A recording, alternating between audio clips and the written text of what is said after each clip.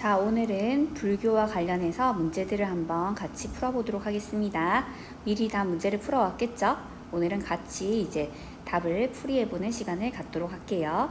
자, 1번 문제부터 같이 보도록 하겠습니다. 1. 다음을 주장한 사상가의 입장으로 옳은 걸 골라라. 자, 다음을 주장한 사상가가 누구인지 제시문을 보고 한번 추측해 보도록 할게요. 마땅히 4가지 성스러운 진리, 사성제를 닦고 실천해야 한다. 여기까지만 읽어도 누군지 벌써 나오는 것 같네요. 여기 한번 줄 거 볼까? 4가지 성스러운 진리, 사성제란 맞아요. 연기설을 또 다른 표현으로 이렇게 바꾼 게 사성제라고 했던 거 기억나죠? 맞아, 읽어볼게요. 어떤 것이 그 4가지인가?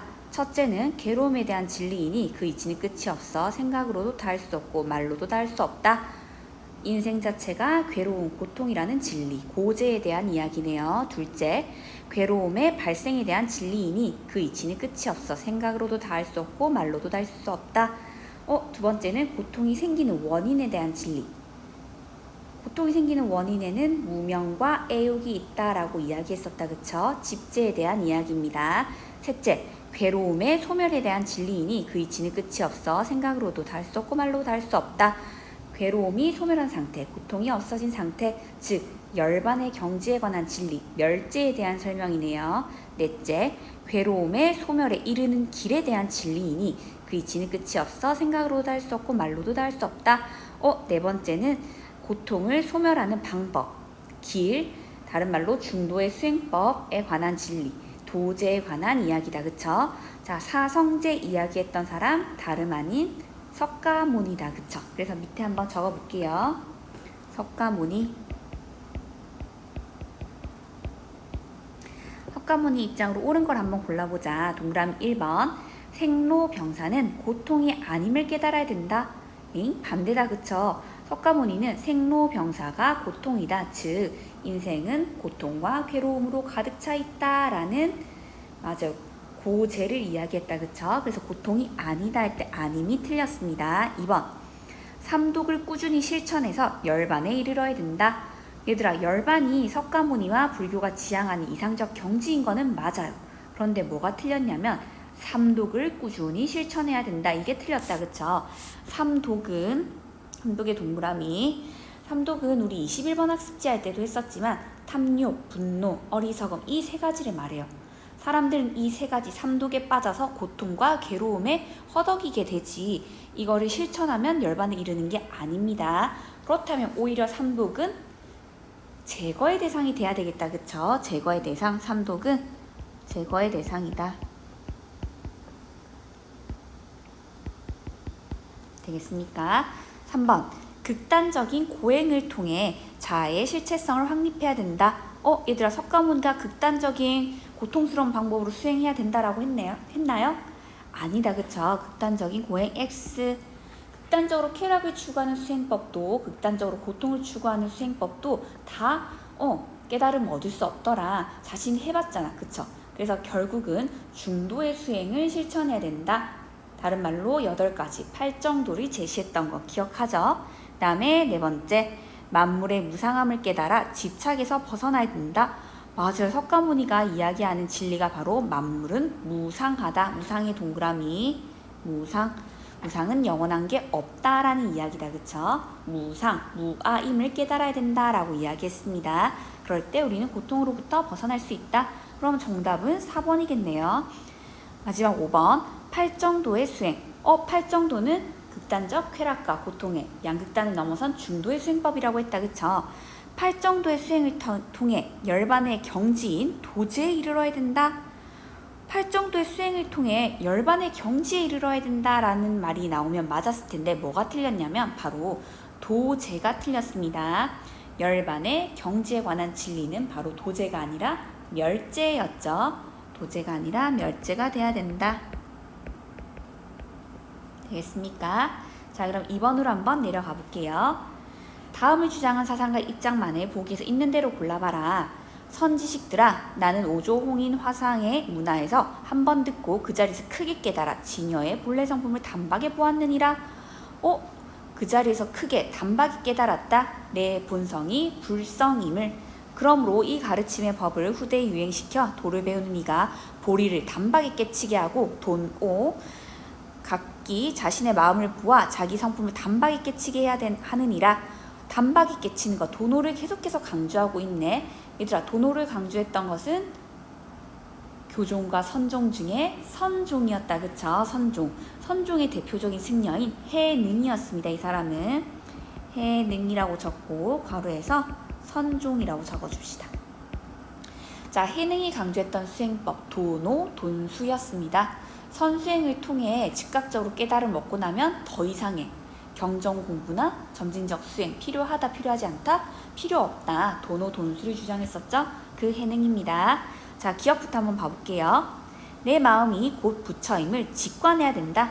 맞아요. 내 마음이 곧 부처, 내 본성이 곧 불성임을 보고 단박에 깨달아야 된다. 이게 바로 선종에서 강조하는 내용 맞습니다. 니은 불성을 마음 밖에서 구하지 말아야 된다. 불성이란 부처가 될 가능성, 곧 내 본성, 내 마음이라고 했다. 그쵸?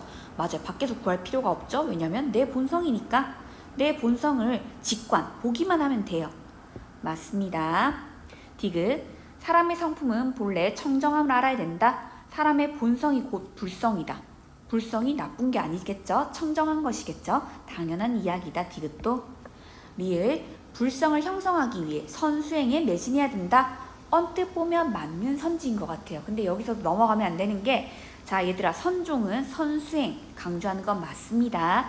근데 뭐가 틀렸냐면 불성을 형성하기 위해, 형성이 틀렸어요. 형성의 X. 얘들아, 내 본성이 곧 불성이라는 것을 깨닫기만 하면 돼요. 형성할 필요가 없다. 그쵸? 불성은 이미 내 본성으로 갖추고 있는 겁니다. 그러면 형성 X하고 밑에 하나 적어볼까? 불성은 이미 본성으로서 갖추고 있는 것.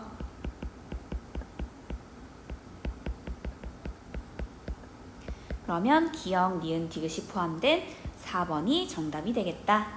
되겠죠? 자, 그 다음에 3번으로 한번 넘어가 봅시다.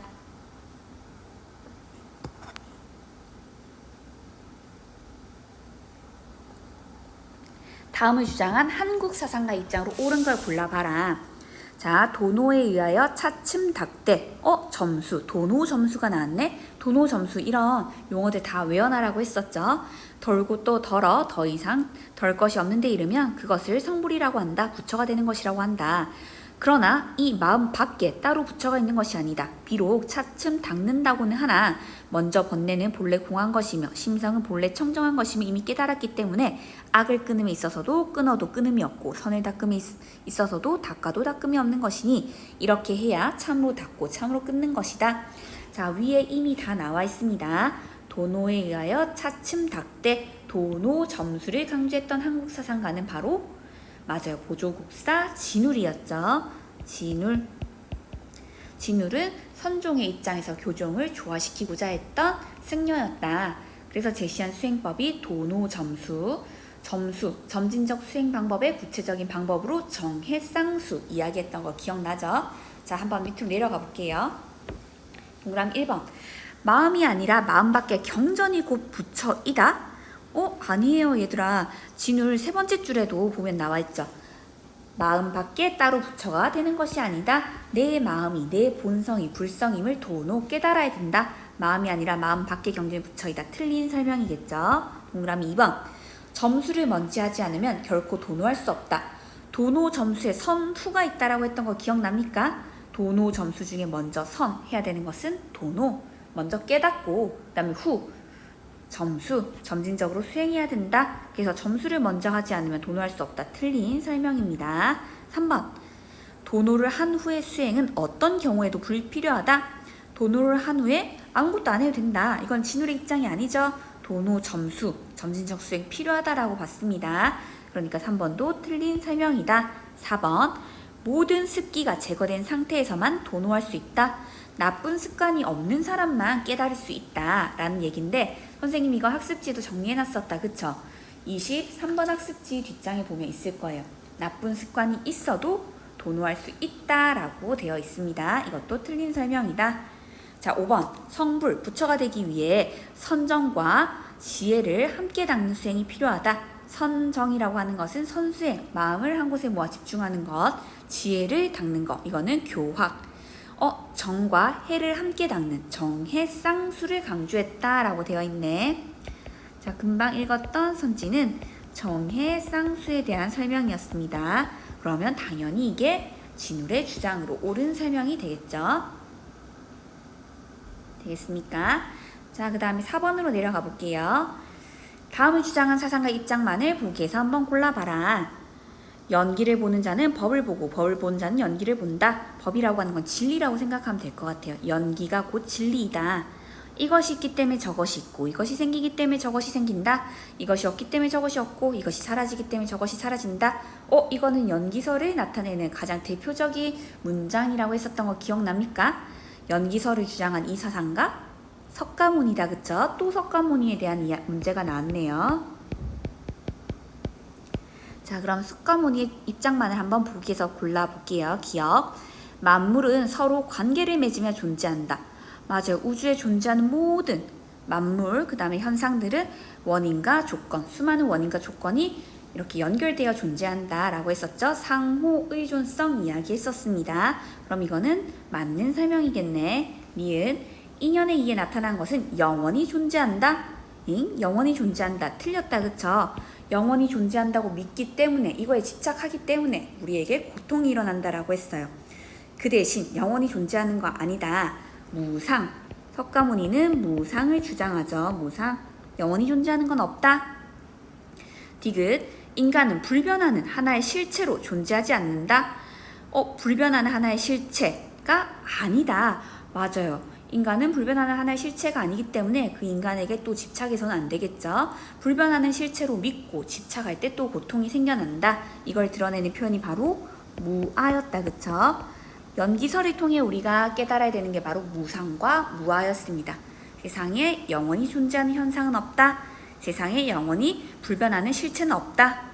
그러면 디귿은 맞는 설명이겠네. 리을. 어떠한 원인도 없이 존재할 수 있는 사물은 없다. 맞아요. 이 세상에 존재하는 모든 것들은 수많은 원인과 조건이 결합되어 만들어진 거예요. 나는 어떠한 원인과 조건도 없이 생겨났어. 이런 실체의 존재 없다라는 겁니다. 그럼 이것도 맞는 설명이겠네. 기억, 디귿, 리을이 정답이 되겠습니다. 정답은 4번. 자, 어때요? 풀만한가요? 이렇게 풀고 나면 조금 더 성적이 좋아져야 될 텐데 같이 한번 또 5번으로 넘어가 볼게요. 5번. 다음은 신문 칼럼이다. 기억에 들어갈 내용으로 가장 적절한 것은 현대사회는 이해관계가 복잡하게 얽혀 있어 계층 간, 지역 간, 세대 간 대립과 갈등이 사회 문제로 대두되고 있다. 이러한 갈등은 사회 통합을 방해하기 때문에 국가 발전에 커다란 장애물이 된다. 다행히도 우리는 종파 간의 다양성과 차이를 존중했던 원효의 화쟁사상과 의청과 진울의 선교통합사상과 같은 한국 불교 전통에서 갈등 해결의 실마리를 찾을 수 있다. 한국 불교 전통에 담긴 기억에 들어갈 말. 얘들아, 원효의 화쟁, 의천과 진울의 선교통합사상에서 알 수 있는 거, 이들을 관통하는 하나의 키워드 두 글자로 뭐라고 했죠? 조화라고 했다. 맞죠? 아마도 기억에는 조화를 강조하는 내용이 들어가야 될 것 같아요. 1번부터 5번까지 쭉 보면 바로 3번에 그 내용이 나와 있다. 그쵸? 조화 정신을 토대로 서로를 포용하고 통합을 추구해야 된다. 현대사회에 시사하는 바가 있다. 한국 불교 전통이. 그쵸? 자, 그 다음에 6번으로 내려가 볼게요. 6. 가를 주장한 한국 사상가 입장에서 나의 상황을 해결하기 위해 제시할 수 있는 견해로 가장 적절한 것은 우선 가를 주장한 사상가가 누군지부터 한번 찾아봐야 되겠네. 불도는 넓고 커서 걸림이 없고 범주가 없다. 영원히 의지하는 바가 없기에 타당하지 않음이 없다. 이 때문에 일체의 다른 교의가 모두 다 불교의 뜻이요. 백개가 넘는 학파의 설이 옳지 않음이 없으며 8만의 법문이 모두 이치에 들어간다. 그런데 자기가 조금 들은 바 좁은 견해만을 내세워 그 견해에 동조하면 좋다 하고 그 견해에 반대하면 잘못이라고 하는 사람이 있다. 자, 이거 읽어보니까 불교의 뜻은 하나인데, 다른 말로 부처의 진리는 하나인데 서로 다른 시각에서 그걸 바라보고 내가 본 게 맞아, 아니야 내가 본 게 맞아 라고 하면서 갈등 다투고 있다라고 이야기하고 있습니다. 이렇게 하나의 진리를 서로 다른 측면에서 바라보고 싸우는 것을 통합하고 조화하고자 화쟁 사상을 주장했던 이 사람은 한국 사상가 중에 원효라고 할 수 있겠다. 그쵸? 원효. 원효는 신라시대에 활동했던 승려이고 신라시대에는 중국에서 교종이 넘어왔다라고 했다. 맞죠? 교종이 여러 갈래, 여러 종파로 나뉘어서 싸우고 있자. 야, 지금 너희가 싸우고 있을 필요가 없다. 우리는 원래 하나의 진리, 부처의 뜻 하나밖에 없는데 이걸 지금 우리 서로 다른 시각에서 보고 여러 갈래가 생긴 거다. 이를 하나로 보다 높은 차원에서 조화, 통합, 종합을 하자라고 이야기했던 사람이 원효입니다. 자, 그럼 어떤 사례 나와 있는지 한번 볼게. 땡땡 학급의 학생들은 학급 회의에서 서로 다른 주장을 하고 있다. 학생들은 두 편으로 갈라져 자신들만의 주장이 옳다고 주장하면서 갈등이 증폭되고 있다라고 되어 있네. 자, 여기서 원효가 제시해 줄 수 있는 견해, 조언은 뭘까? 너희들의 주장 다 진리라고 할 수 없다. 그걸 깨닫고 같이 조화, 통합하자라는 이야기가 나와야 되겠다. 그쵸? 자, 그럼 쭉 읽어보면 1번부터 5번까지 정답은 4번이 되겠습니다. 각각의 주장이 편견일 수 있다. 부분적 진리일 수 있다. 따라서 우리는 조화, 통합, 종합을 지향해야 된다. 이게 원효가 이 사례에 제시할 수 있는 조언이라고 할 수 있겠다. 그쵸? 자, 5번, 6번은 좀 쉬운 편이었고 7번, 8번이 조금 까다로울 수 있어요. 한번 7번으로 넘어가 보겠습니다. 이제 두 사람의 입장을 비교하는 문제네.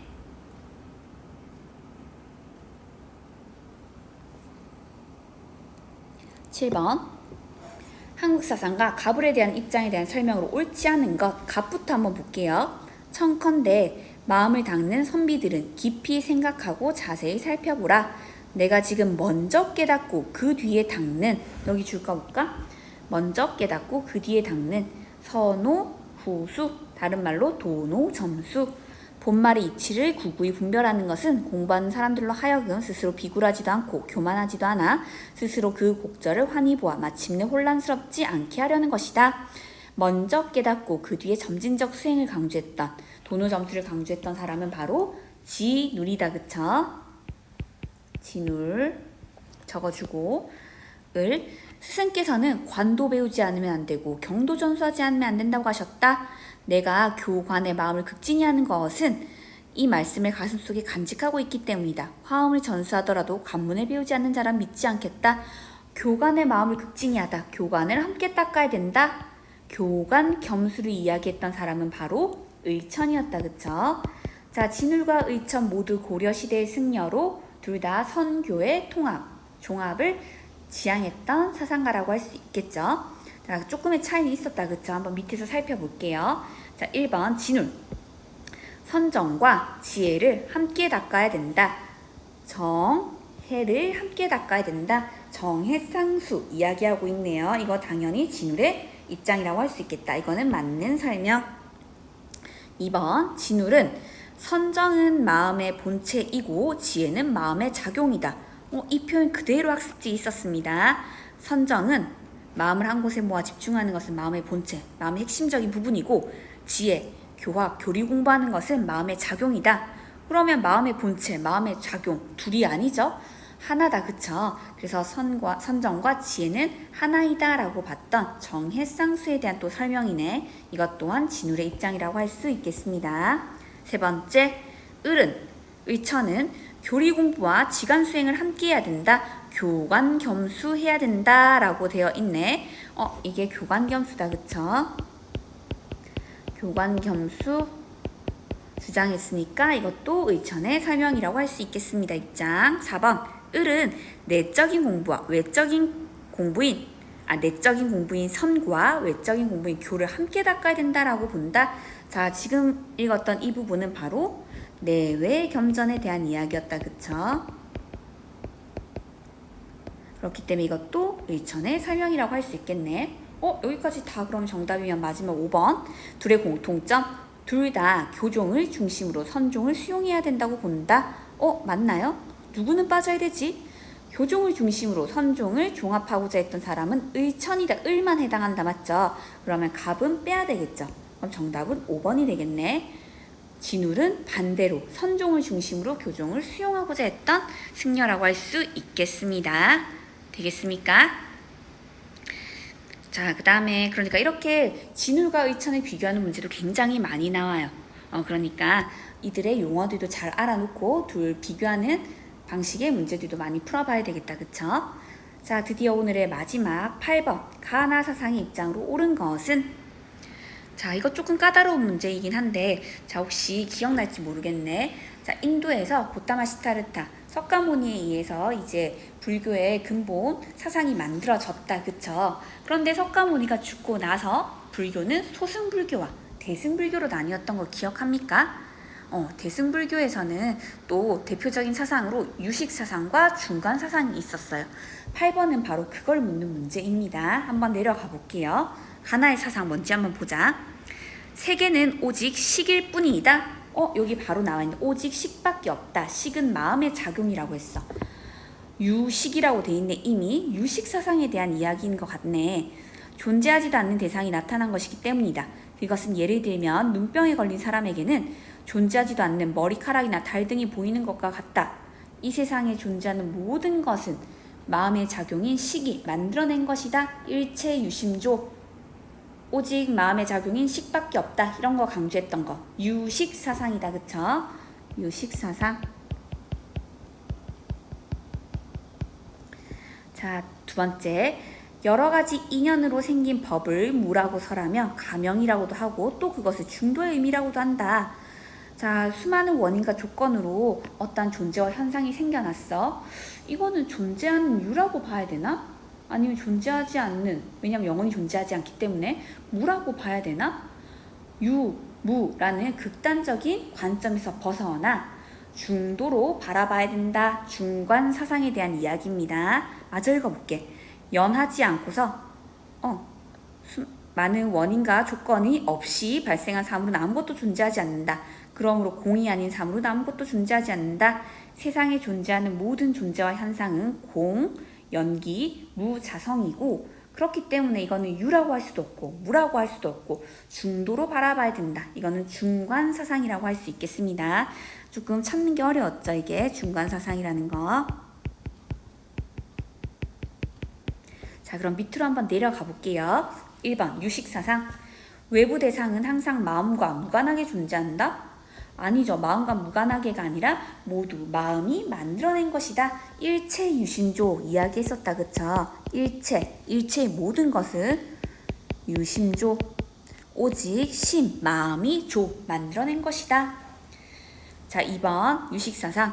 모든 사물은 각각 고유한 자성을 지닌다? 고유한 자성 없어요. 유식사상과 중간사상의 공통점. 둘 다 석가모니의 사상을 이어받았다. 맞죠? 그래서 이 세상에 존재하는 모든 존재와 현상은 연기에 의해 만들어졌고, 연기란 곧 비어있을 공, 곧 독자적인 성질이 없다. 무자성. 연기는 공이고 곧 무자성이다. 이거 얘기했었다. 그쵸? 그렇기 때문에 이것도 틀렸습니다. 그 다음에 3번 중간사상. 연기로 생긴 것은 중도로 관찰할 필요가 없다. 아니에요. 중도로 관찰해야 된다. 중도로 관찰해야 된다. 그래서 중간사상이라고 부르는 거잖아요. 그쵸? 중도라고 하는 것은 유, 무, 극단에 치우치지 않는 중도, 중간을 말합니다. 자, 그 다음에 네 번째 중간사상. 원인과 조건의 결합으로 생겨난 것. 다른 말로 연기에 의해 생겨난 것은 공하다. 연기는 공이고 곧 무자성이다. 다 맞는 설명. 그러면 4번이 정답이겠다. 그쵸? 원인과 조건의 결합으로 생겨난 것은 공이고 곧 무자성이다. 이렇게 적어주면 되겠네. 마지막 5번. 둘의 공통점. 마음 밖의 모든 사물들은 고정된 실체이다. 얘들아, 석가모니의 사상을 이어받은 불교 사상가들 중에 고정된 실체가 있다고 보는 사람이 있을까? 없다. 그쵸? 고정된 실체란 없다. 무아. 기억하고 있죠? 고정된 실체라고 믿는 순간부터 괴로움과 고통이 생겨난다 라고 이야기하는 겁니다. 자, 여기까지 하면 이제 우리 불교 사상 마무리하면서 8문제 한번 풀어봤고, 자, 이게 좀 여러분들에게 도움이 됐으면 좋겠는데, 여기 있는 문제가 또 똑같이 시험에 나오는 건 아니겠다. 그쵸? 이걸 좀 더 적용해서 더 다양하고 조금 더 어려운 문제들이 나올 수 있습니다. 그래서 꼭 시간적 여유를 내서 수능 특강에 있는 수능 기본 문제 말고 기본 문제는 우리 이제 같이 풀 거니까 실전 문제라고 해서 조금 더 문제 형식이 어려운 게 있어요. 그런 것들을 여러분들 시간 내서 풀어봤으면 좋겠습니다. 수능 특강을 꼭 사야 되느냐? 학기 초에도 얘기했지만 EBS 사이트에 들어가면 다 무료로 다운받을 수 있거든요. 그래서 조금의 의지가 있는 친구들은 좀 다운받아서 문제를 계속 풀어보는 연습을 했으면 좋겠습니다. 자, 그러면 우리 이제 학교에서 만나겠다, 그쵸? 다음 시간에는 불교 끝났으니까 도가로 한번 넘어가 보도록 할게요. 자, 오늘도 수고 많았습니다.